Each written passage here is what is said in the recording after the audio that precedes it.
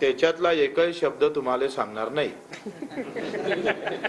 तुम्ही आंदोलकाच्या भूमिकेत आहात असं तुम्ही सांगितलं. एकंदरीत जे तुम्ही कामाचा आढावा घेतला याच्यावरती एक आंदोलक म्हणून तुम्ही सॅटिस्फाईड आहात का? कसं आहे, पहिले आपण जर पाहिलं तर याच्यात मी पूर्ण समाधानी नाही, पण याच्यात काम करणं खूप गरजेचं आहे.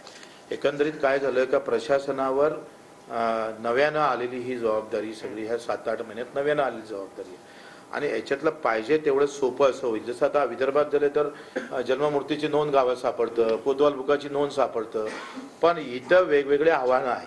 इथं जन्ममूर्तीची नोंद नाही, इथं कोतवाल बुकाची नोंद नाही, मग महसूल रेकॉर्ड पहा, जिल्हा परिषदचं रेकॉर्ड पहा, आधी कसे 4-5 रेकॉर्ड घेऊन ते जुळवाजुळव करता येतं. हे तुम्ही लक्षात घ्या आणि त्याच्यामुळं पाहिजे तेवढं समाधानकारक जरी नसलं तर मला पूर्ण विश्वास आहे का या 15 दिवसामध्ये आपण प्रचंड काम, कारण आतापर्यंत आम्ही काय केलं, आम्ही काही खाली लक्ष दिलं नाही. आम्ही पाहिलं मंत्रालयात गेलो, मंत्रालयातल्या काय दुरुस्त्या आहे. पहिले तर मराठा, मी तर कुंभी आहे याचा आम्ही विधानसभेत आम्हाला त्याचाच अभ्यास करावा लागला. मी तर जातीच्या थोडंसं दूर आहे, जात माझ्या नावाला कधीच लागली नाही. पहिल्यांदा जात माझ्या नावानं चिटकली, तर मी त्याचं थोडंसं मला फार आनंदही नाही.